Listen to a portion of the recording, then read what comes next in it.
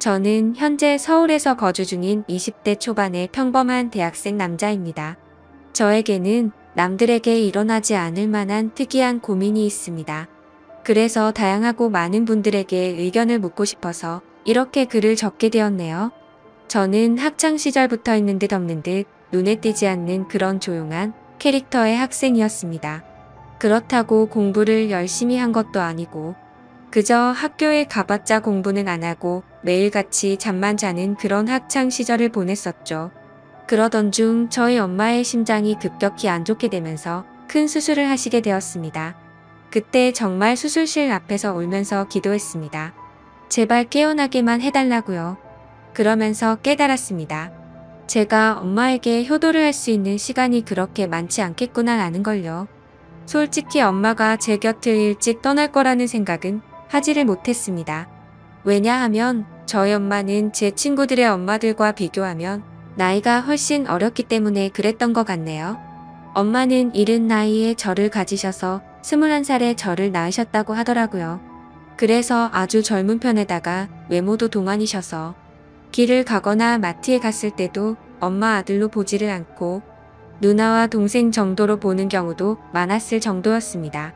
아무튼 하늘이 제 기도를 들어주셨는지 정말 다행스럽게도 엄마의 수술은 무사히 끝나서 회복을 하셨고 그때부터 저는 제대로 정신을 차리고 공부를 시작하게 되었습니다.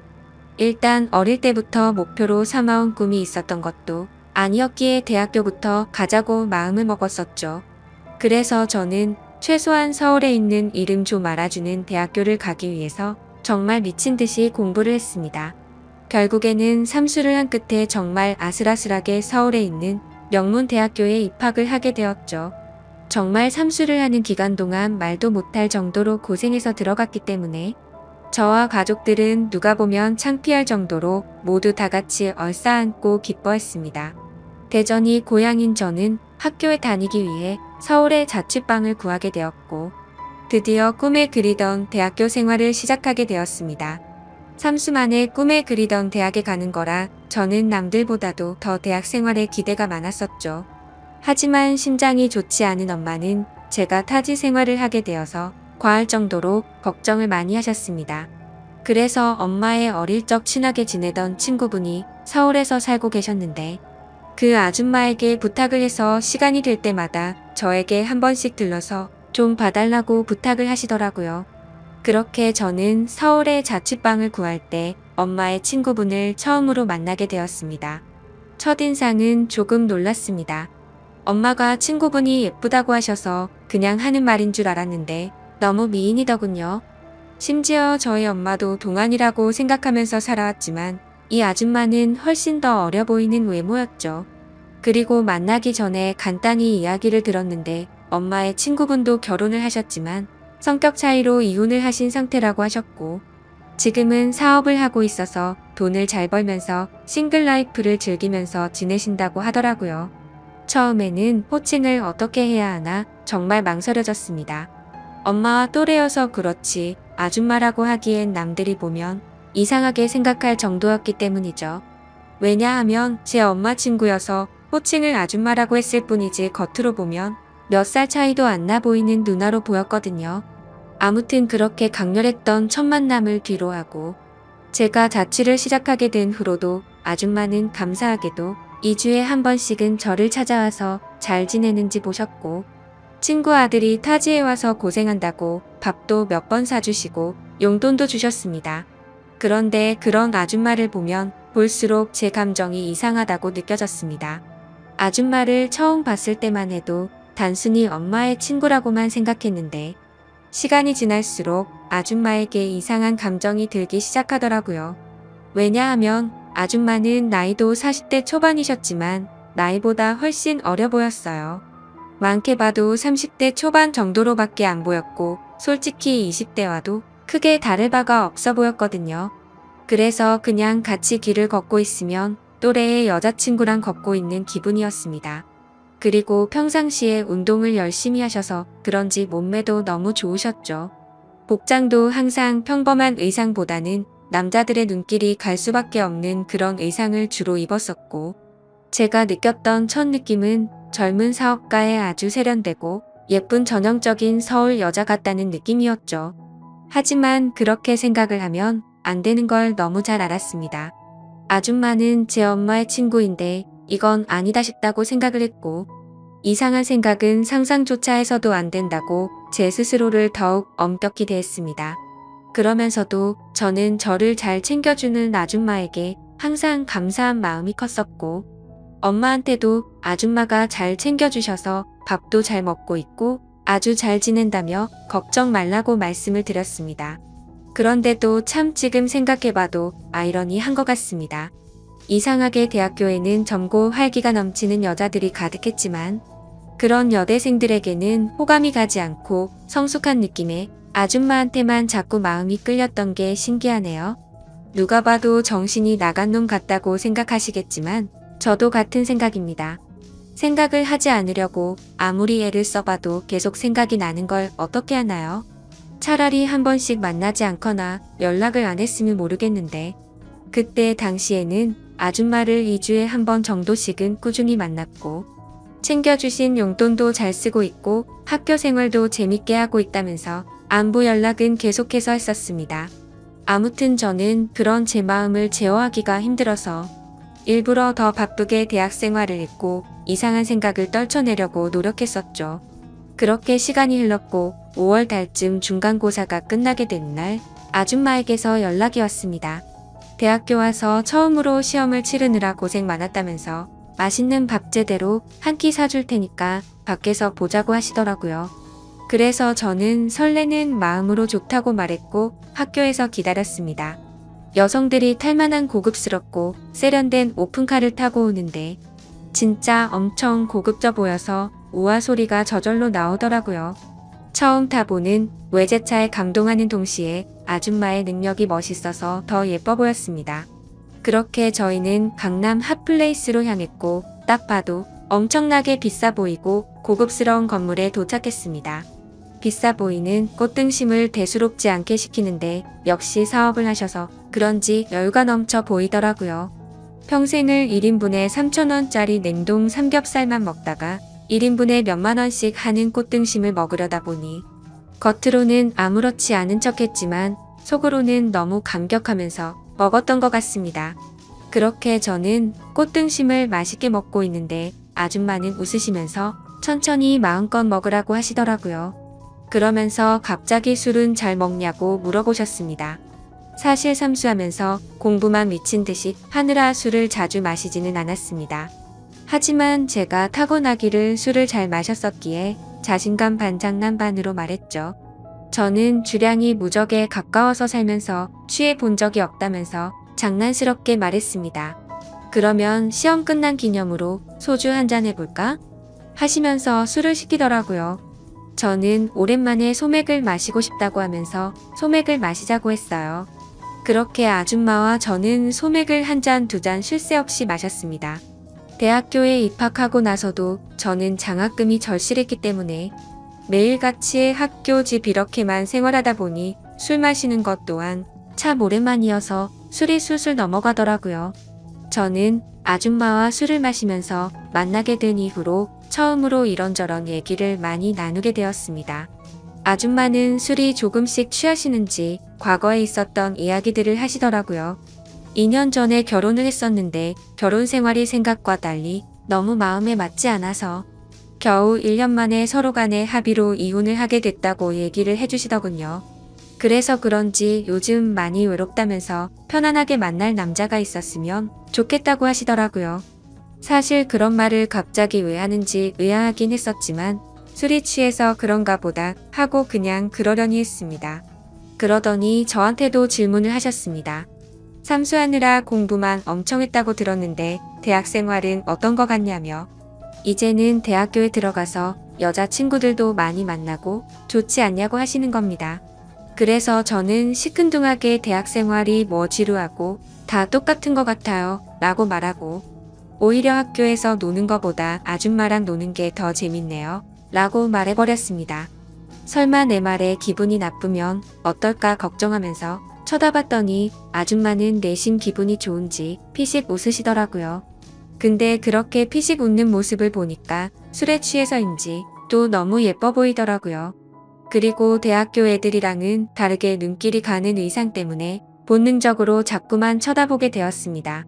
그렇게 배가 불러올 때쯤 아줌마는 저녁은 다 먹은 것 같으니 이제 슬슬 일어나자고 하시더군요. 내심 조금 더 같이 있고 싶은 생각도 있어서 조금 서운해 하려고 하는데 아줌마는 여기 근처에 이자카야 좋은 곳이 있는데 간단히 한 잔 더 괜찮냐고 물어보시더라고요. 그래서 저는 혹시라도 생각이 바뀔까봐 기분이 들떠서는 얼른 좋다고 말했습니다. 그렇게 아줌마와 저는 근처에 있는 이자카야로 갔습니다. 친구들이랑 이자카야도 종종 가봤는데 그곳은 엄청나게 고급져 보이더라고요. 안주도 엄청나게 화려하게 나왔고 무슨 이런 데가 다 있나 싶었습니다. 이자카야에서는 소주 맥주 대신 비싼 사케를 시켰고 맛이 깔끔하고 별로 세지 않구나 생각하면서 계속해서 마셔댔습니다. 아무 생각 없이 정신을 놓고 마시다 보니 갑자기 술이 확 취하게 됐고 조금만 더 마시면 필름이 끊길 만큼 취해버렸죠. 그런데 제가 주량이 엄청 세서 이 정도였지 아줌마는 이미 엄청 많이 취하셔서 잠을 자고 있더라고요. 그래서 저는 이제 집에 가야 할 것 같다고 아줌마를 계속해서 깨웠습니다. 하지만 이미 만취해버린 아줌마는 정신을 완전히 놓은 채로 자고 있어서 어떻게 해야 할지 너무나도 난감하더군요. 결국 저도 술이 너무 많이 취한 상태여서 제정신이 아니어서 그랬던 건지 일단은 아줌마를 저희 집으로 데리고 갔습니다.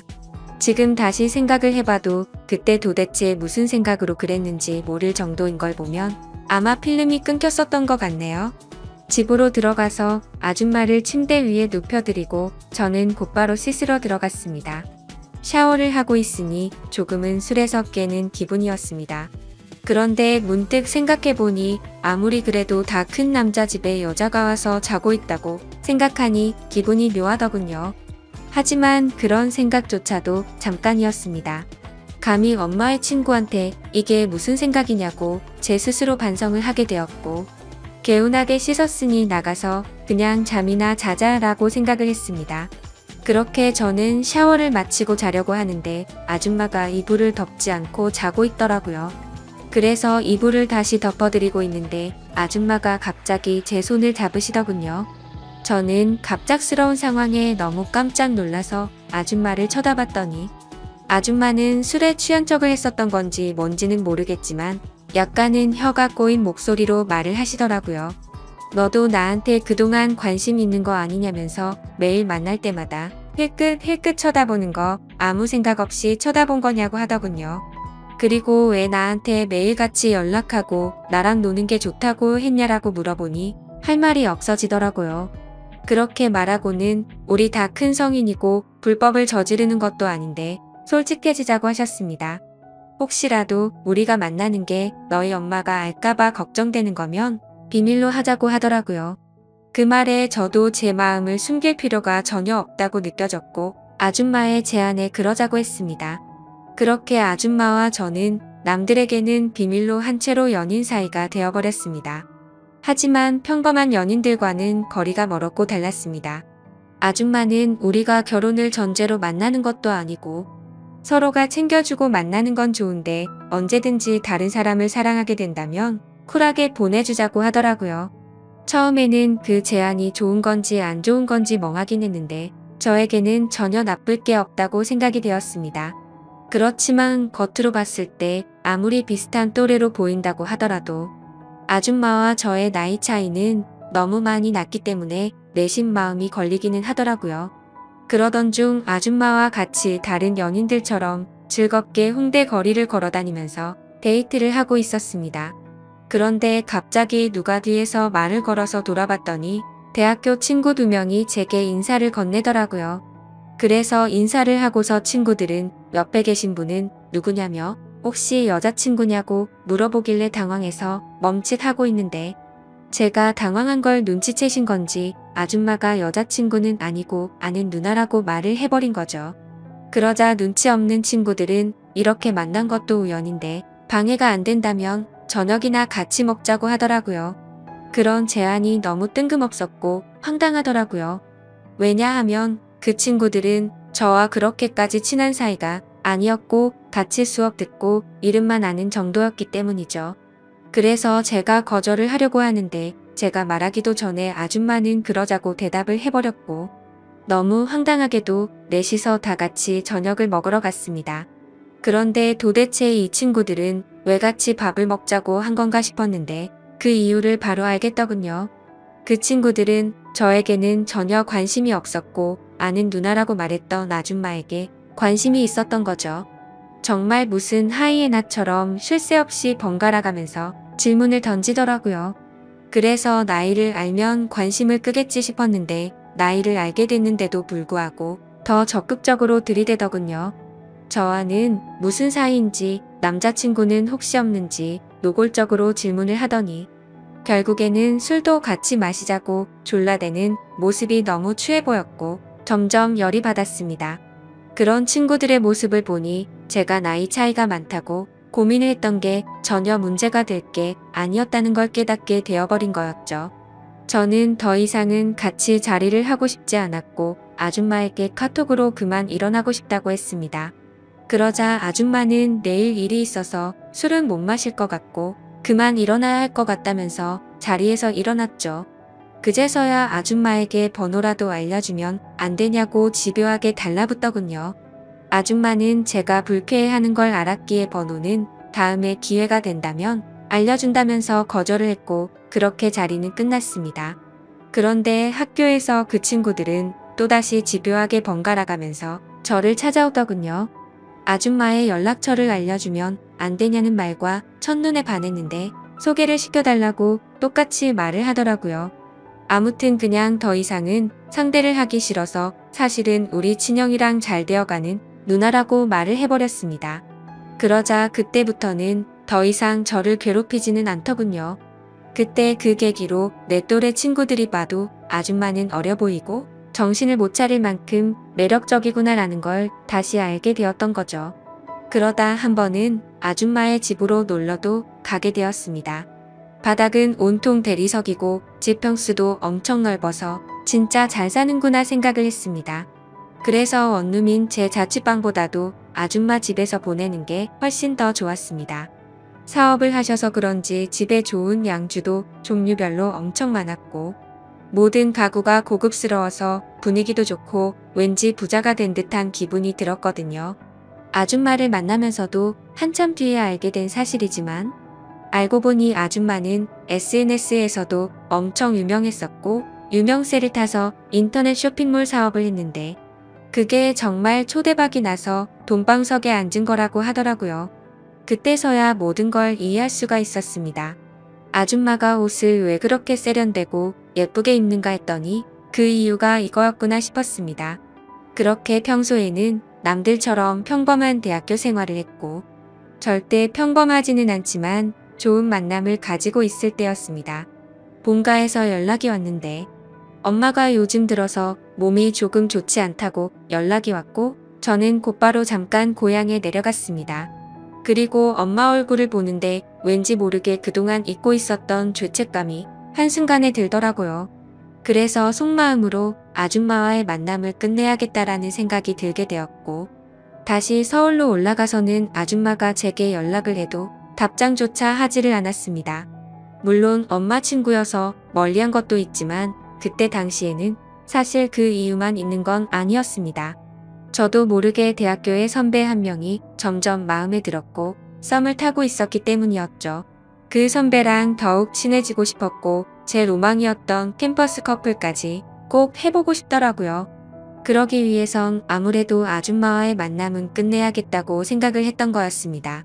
그래서 그 두 가지 이유로 이제는 아줌마와는 멀어져야겠다 싶었기에 연락을 무시하게 되었죠. 그러자 아줌마에게서 전화가 계속 왔었고 결국에는 아줌마가 저희 집으로 찾아오더군요. 얼굴을 보자마자 왜 연락이 안 되었냐며 무슨 큰일 있었는지 놀랬다고 하더군요. 그래서 저는 이제 자주 만나기 어려울 것 같다고 직설적으로 이야기했고 고향에 가서 엄마를 보고 있으니 죄책감이 들고 미안해서 더 이상은 안 되겠다고 말했습니다. 그랬더니 걱정되는 표정으로 도대체 무슨 일이냐고 물으면서 엄마가 혹시 알게 된 건지 물어보더군요. 저는 그건 아니라고 했고 그냥 내가 마음이 좀 걸린다면서 누가 봐도 말도 안 되는 대답을 했습니다. 그러자 아줌마는 점점 기분이 나빠졌는지 네가 좋을 때는 실컷 만남을 가져놓고 갑자기 대뜸 이제 와서 죄책감이 든다는 게 말이 되냐고 하더라고요. 그러면서 정 네가 하기 싫으면 말리진 않겠지만 대신 나도 비밀 지키기로 한 건 없었던 걸로 하겠답니다. 엄마가 가뜩이나 심장이 좋지 않은데 혹시라도 이 이야기가 알려지면 충격을 받진 않을까 걱정이 되었고 아줌마의 말도 이해가 됐습니다. 직접 만나서 이야기를 나눠보니 일방적으로 갑자기 연락을 무시하고 이렇게 하는 건 아니다 싶더라고요. 저는 그래서 아줌마에게 잘못했다고 말하면서 경솔했다고 사과를 했습니다. 그렇게 저희는 다른 연인처럼 다투고 나서 화해를 하듯이 더욱 깊어지는 느낌이 들었고 또다시 아줌마를 마주하고 있으니 다른 사람에게 뺏기는 건 싫다는 생각에 마음이 많이 흔들렸던 것 같습니다. 그때 감정을 말하면 남 주기는 아깝고 내가 갖기는 부담스러운 그런 기분이었던 것 같습니다. 그래서 자꾸만 마음이 왔다 갔다 하는 제 스스로가 너무 수치스러웠고 한심했었죠. 그때부터 저는 어중간하게 끝을 내려다 더욱 마음이 깊어졌고 그 이후로도 아줌마와는 예쁘게 만나고 있었습니다. 그리고 그와 동시에 대학교 선배와도 꾸준히 썸을 타면서 만나고 있었죠. 나이대도 비슷해서 대화가 잘 통했고 뭔가 평범하고 풋풋한 만남이 재미가 있더라고요. 그렇게 저는 평범한 척 선배와 데이트를 했고 점점 사이가 가까워지면서 결국 캠퍼스 커플이 되었습니다. 선배는 순수한 마음으로 장난치듯이 다른 여자 눈만 마주쳐도 가만 안 둔다면서 장난을 치는데 그 말에 거짓말로 대답을 하니까 왠지 마음이 더 무거워져서 아줌마와는 정말 만남을 끝내야겠다 싶더라고요. 하지만 생각만 그렇게 할 뿐 결코 아쉬운 마음이 커서 행동으로 옮기지는 못하겠더군요. 그래서 시간이 가면 갈수록 제 죄책감은 커져갔습니다. 여자친구와 데이트를 하고 있을 때도 그렇고 엄마와 통화를 할 때도 마음이 편하지가 않았습니다. 그렇게 불편한 마음을 안고서 대학교 선배를 만난 지도 한 달 정도가 됐을 때 술을 마시고 함께 이야기를 하고 있는데 갑자기 뭔가 조금 묘한 기분이 들더라고요. 분명히 바라만 봐도 행복하고 좋은 건 맞는데 서로가 뭔가 맞지 않는 느낌이랄까.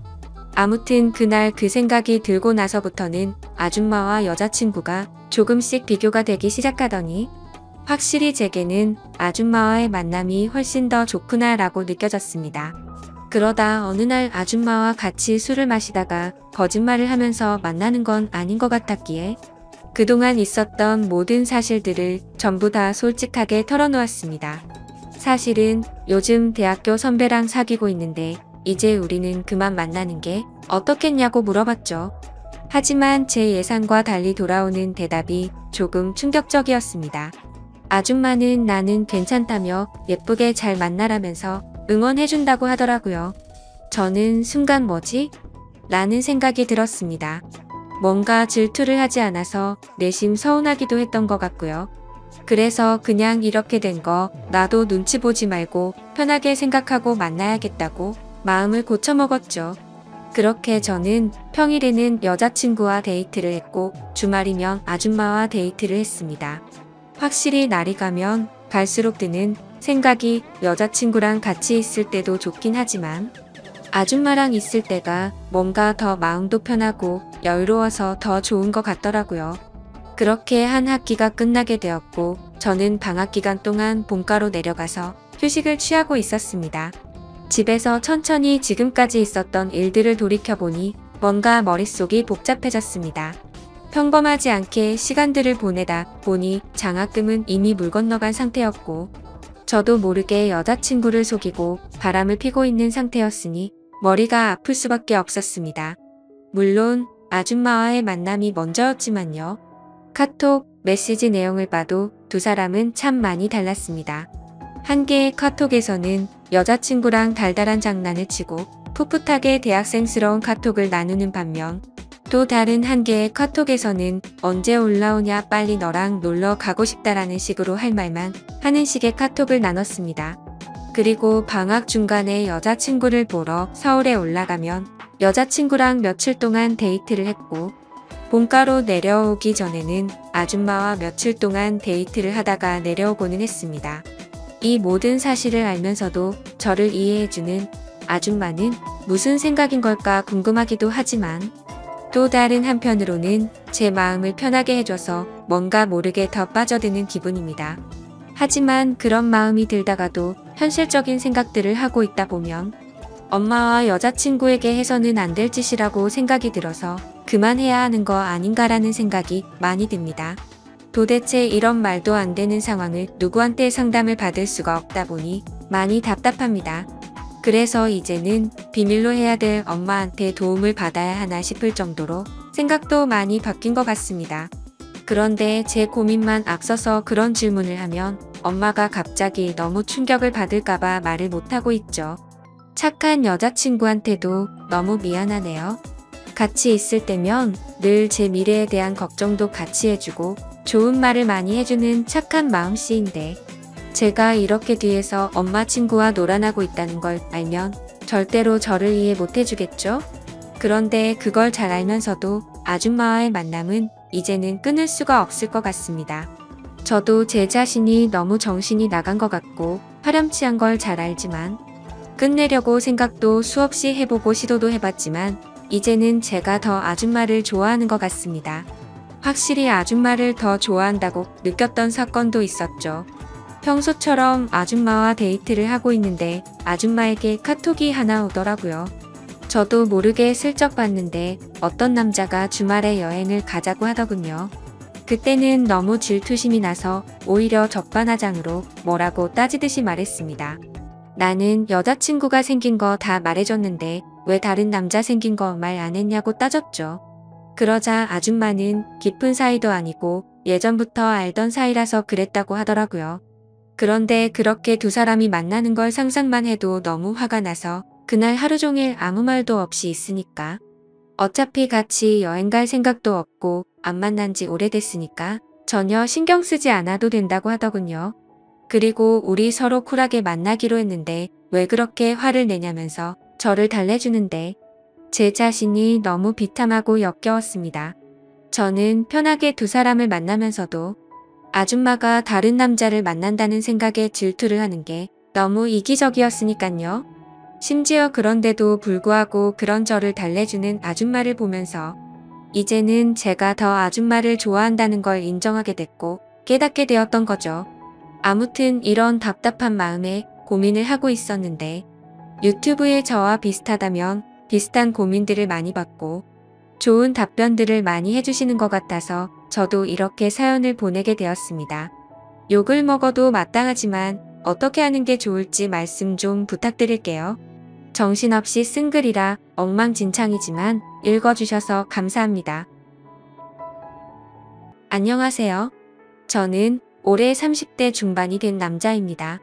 주변 사람들에게는 말하기가 너무 창피하고 민망스러워서 익명의 힘을 빌려 많은 분들께 제 얘기를 들려드리고 싶습니다.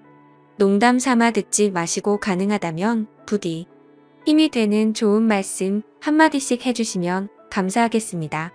우선 제 와이프에 대해서 얘기를 해드리겠습니다.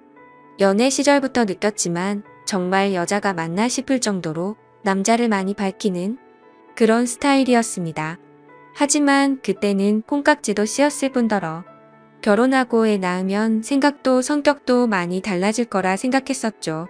아무튼 와이프는 연애 시절부터 남자가 지나가면 눈이 돌아간다던지 휴대폰 안에는 연예인들의 건강미 넘치는 그런 사진들도 가득하더군요.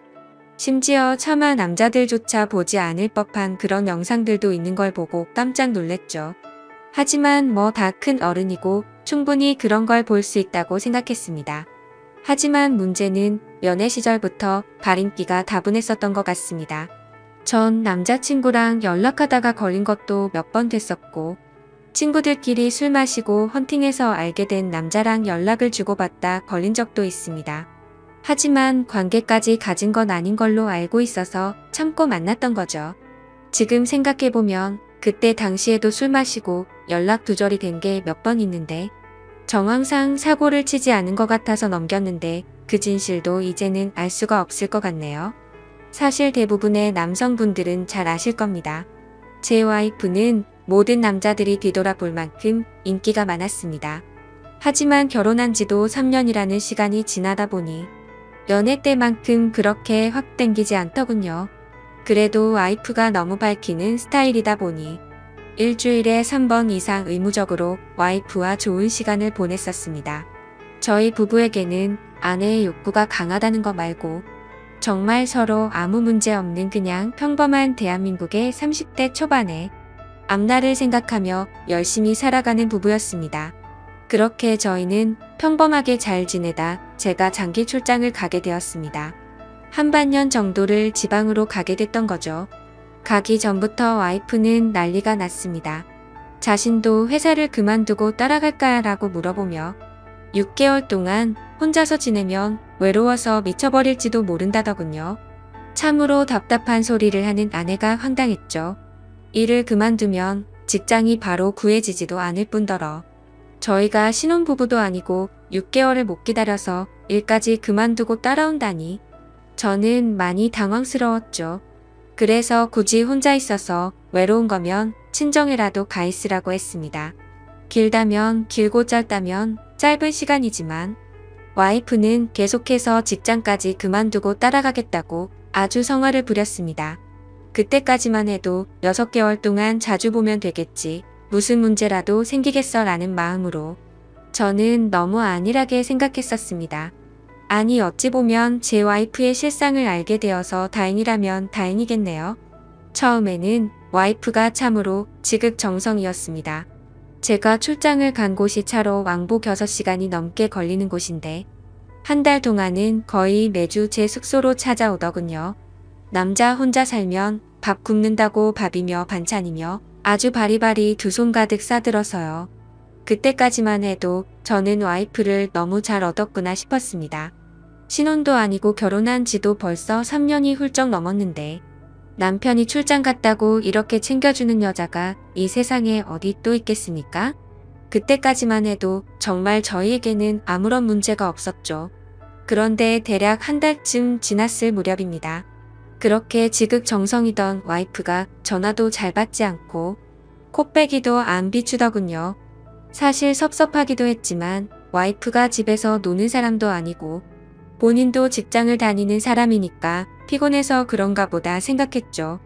반년 일하는 시간은 금방 지나갔고 저는 지방 출장을 모두 마치고 다시 서울로 복귀를 했습니다.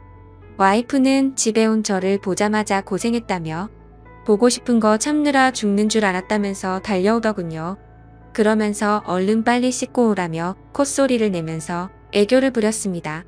그런 모습에 역시 우리 와이프 달라진 게 없네 싶었고 그날 저희는 반갑게 좋은 시간을 보내게 되었습니다. 그리고 나서 대략 일주일 정도쯤 지났을 무렵이었습니다. 소변을 보는데 좀 따끔따끔하더니 생전 겪어보지 못한 가려움이 몰려오더군요. 저는 처음에 뭘 잘못 먹어서 이런가 보다 생각을 했고 밖에서 다른 짓을 한 적이 없으니까 병이 생긴 거라고는 생각조차 못했습니다. 병원에 찾아가기도 민망했었고 그렇게 며칠 동안을 미루고 또 미루었죠. 하지만 시간이 지나갔음에도 점점 나아질 기미가 보이지 않았고 오히려 이상한 분비물도 묻기 시작했고 소변을 볼 때 통증은 더 심해지더라고요. 그래서 저는 결국 도저히 참기가 힘들어서 창피함을 무릅쓰고 병원으로 찾아갔죠. 병원에 갔더니 검사를 해보자 합니다. 의사 선생님은 분비물이 묻고 소변 볼 때 통증이 있고 가렵냐고 묻더라고요. 이게 딱 봤을 때는 임질이라는 병과 증상이 되게 비슷하다고 했고 최근에 관계를 가진 적이 있는지 물었습니다. 그래서 저는 관계는 와이프 말고는 따로 없다고 대답을 했죠. 의사는 저에게 정확한 원인을 알기 위해서 정밀 검사를 받아보라고 권하더군요. 그때까지만 해도 이 의사 놈이 환자 가지고 장사하는구나 싶었습니다. 근데 그때 당시에는 빨리 치료를 받고 싶을 뿐 다른 생각은 할 겨를도 없었습니다. 그렇게 저는 검사를 받았고 결과를 보고 난 뒤 정말 제 눈을 의심했습니다. 임실에 헤르페스의 곤지름까지 생겼더라고요. 곤지름은 아직 잠복기라서 딱히 증상이 나타나지는 않았는데 검사를 해보니 균이 나온다고 하더라고요. 저는 거기서도 순진하게 의사에게 물었죠. 제가 최근에 사우나에 다녀온 적이 있는데 사우나에서 옮은 거냐고 했습니다.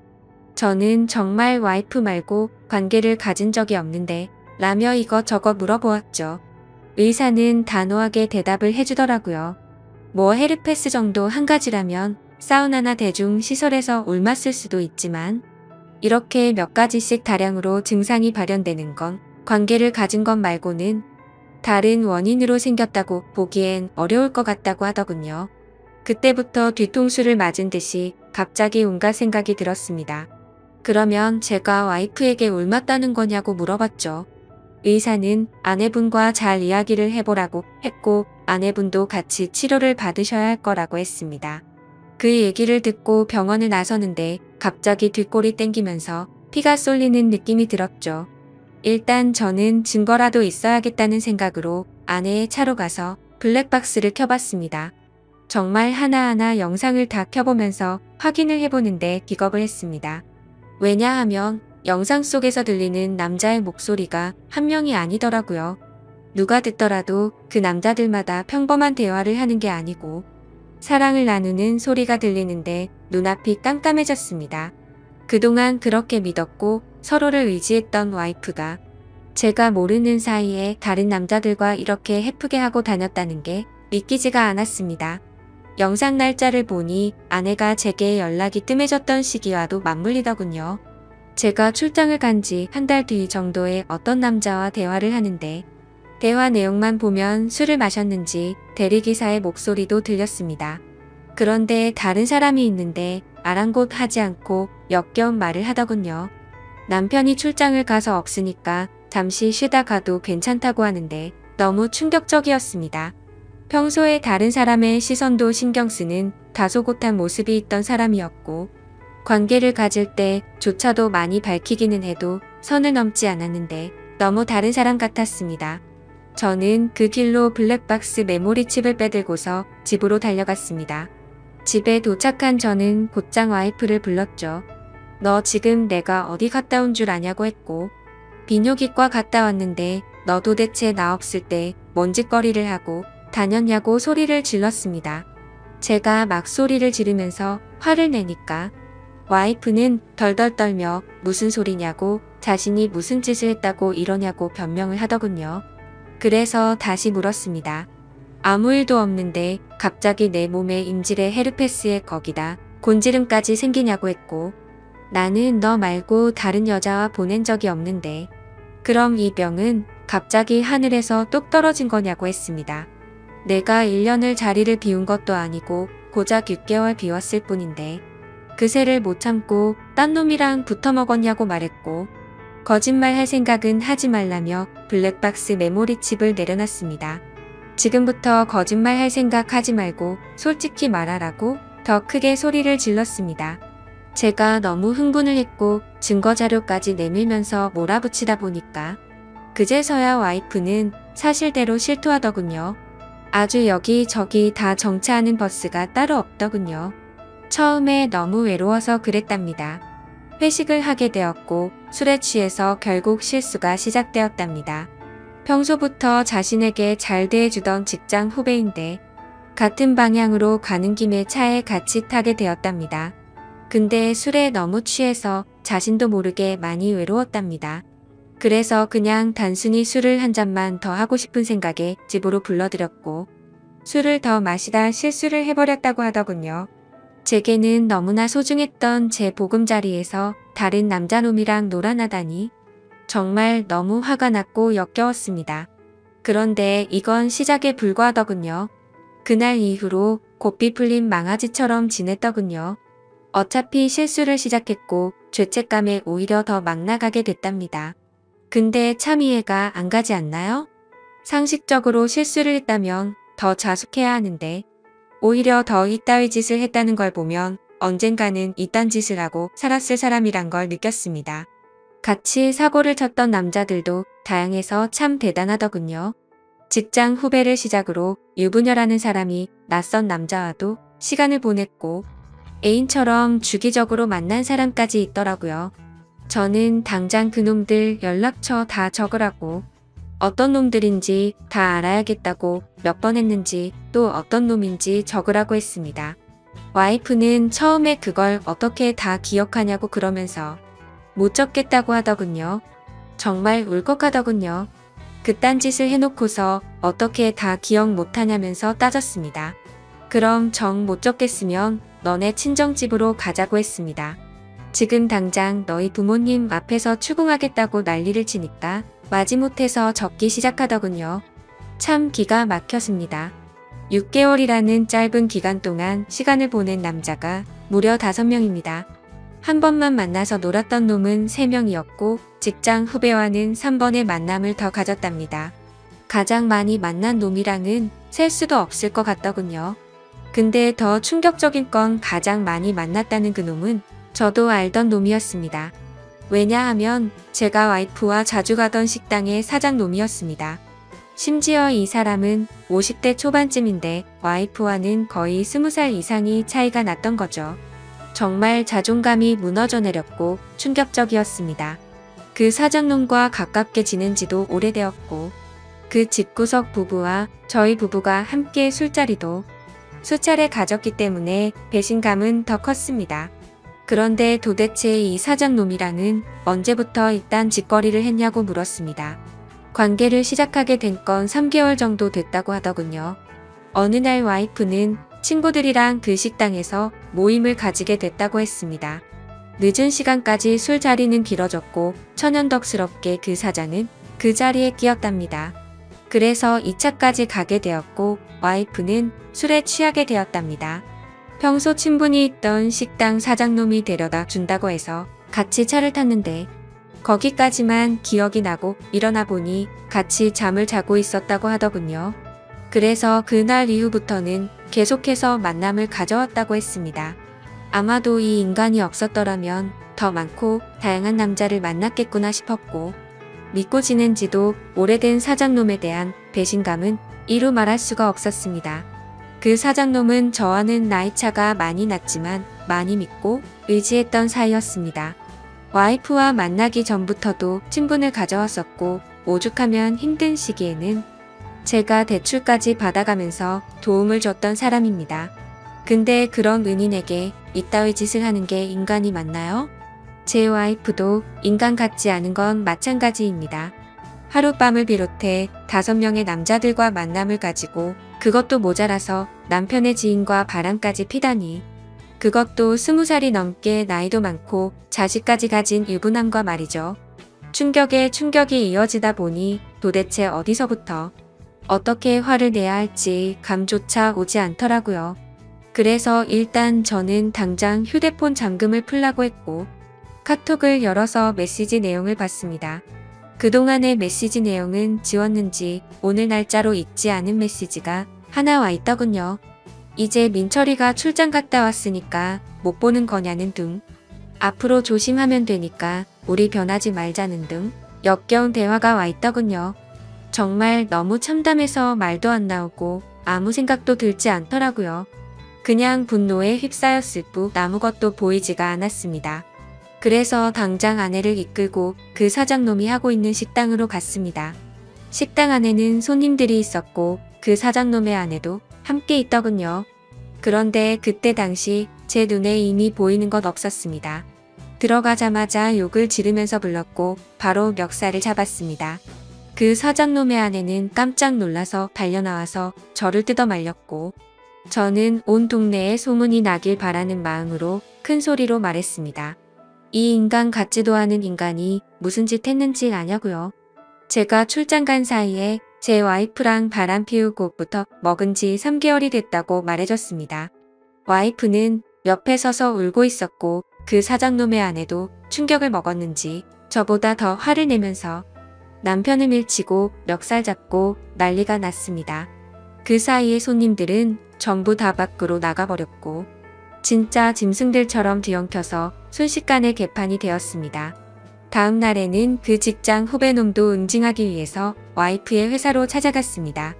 조금은 마음이 차분해져서 깽판을 치지는 않았고 다이렉트로 회사 대표와 만났습니다.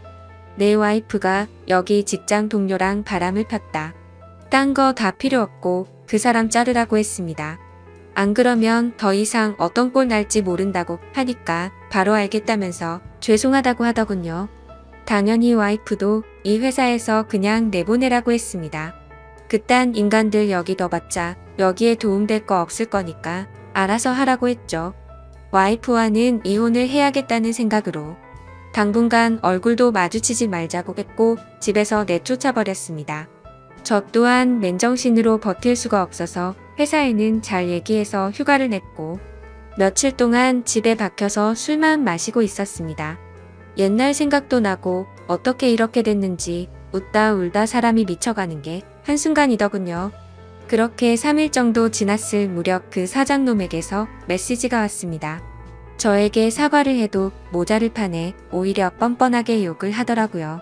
조용히 일 처리를 하면 되지 굳이 그렇게까지 해야 했냐면서요. 본인도 이혼 소송 진행 중이고 가게도 문을 닫게 됐다면서 징징거리는데 본인이 일을 저질러 놓고 저더러 어쩌라는 건지 역겹고 짜증이 나서 저도 같이 싸웠습니다. 저는 너 같은 인간 말종이랑 말 섞기 싫으니까 헛소리 그만하라고 말했고 그동안 내가 너한테 빌려줬던 돈을 이번 주 내로 당장 다 갚으라고 했습니다. 그러니까 돈 없다면서 배째라고 말하더군요. 나이 50이 넘어서도 이따위 짓을 하는데 어떻게 이런 인간이랑 연락을 해오며 살았을까 제 스스로에게도 화가 났습니다. 그때부터 이 인간 같지도 않은 놈이 저를 약 올리기 위해서 비아냥거리기 시작하더군요. 제 와이프가 이렇게 해줬다 저렇게 해줬다부터 시작해서 또 다시 저는 충격적인 얘기를 듣게 되었습니다. 참 파고 또 파도 끝이 없었네요. 너도 내 덕분에 이혼하게 된 걸 다행으로 알라면서 말하는데 지 친구놈과 셋이서도 어울렸다고 말하더군요. 진짜 이런 인간이었나 싶고 사람의 이중성에 환멸을 느꼈습니다. 와이프와 저는 연애 시절부터 결혼까지 거의 6년이란 시간을 함께 했습니다. 제가 알던 와이프가 맞나 싶을 정도로 또 다시 큰 충격을 받았습니다. 이런 게 현실적으로 있을 수 있는 일인가 싶었습니다. 저는 곧바로 와이프에게 전화를 했고 이 말이 사실이냐고 물었죠. 그러자 한참을 말없이 가만히 있더군요. 그래서 저는 왜 말을 못하냐고 하니까 한숨을 쉬더니 적당히 하라면서 적반하장으로 짜증을 내더군요. 그러면서 내가 뭘 했건 이제 너랑 나랑 상관없는데 왜 자꾸 묻냐고 했습니다. 솔직히 당연히 이혼은 계속 진행했겠지만 조금이라도 고민을 안 했다면 거짓말이겠죠. 그만큼 많이 사랑했었기에 일말의 가능성을 생각했는데 전부 다 제 착각이었습니다. 아니, 오히려 다행이라고 생각해야겠네요. 마지막까지 제대로 된 실체를 보여줘서 미련 없이 끝낼 수 있겠구나 싶었으니깐요. 이렇게 말도 안 되는 사건이 일어난 지도 고작 일주일이 지났네요. 저는 지금 와이프와 이혼 절차를 밟고 있습니다. 와이프와 직장 후배놈은 그 회사에서 잘리게 되었고요. 아직까지 해결이 안 된 문제는 그렇게 믿고 지냈던 사장놈입니다. 제게 빌려가서 갚지 않은 돈만 원금 2천만 원이 넘습니다. 이런 일은 태어나서 처음 겪다 보니 어떻게 해야 할지 머리가 어지럽네요. 일단 법적으로 어떻게 해서든 이 인간에게도 최대한의 고통을 주고 싶습니다. 어떻게 해야 이 인간도 피 눈물 흘리면서 후회할 수 있게 만들 수 있을까요? 세상에 이런 일들이 일어나리라곤 절대로 생각 못했는데 제게도 이런 일이 일어나네요. 아마도 다들 드라마나 영화에서나 일어나는 일이라고 생각하실지 몰라도 생각보다 이런 불륜 사건들은 한 해에도 수도 없이 일어난다고 하더라고요. 다른 사람들은 저처럼 너무 사람들을 믿어서 상처받는 일이 없었으면 하는 바람입니다. 그리고 어떻게 해야 그 사장놈을 응징할 수 있을까요? 비열하게 비웃고 조롱하는 그 사장놈을 절실하게 응징하고 싶습니다. 제발 좀 방법이 있다면 알려주세요. 감사합니다.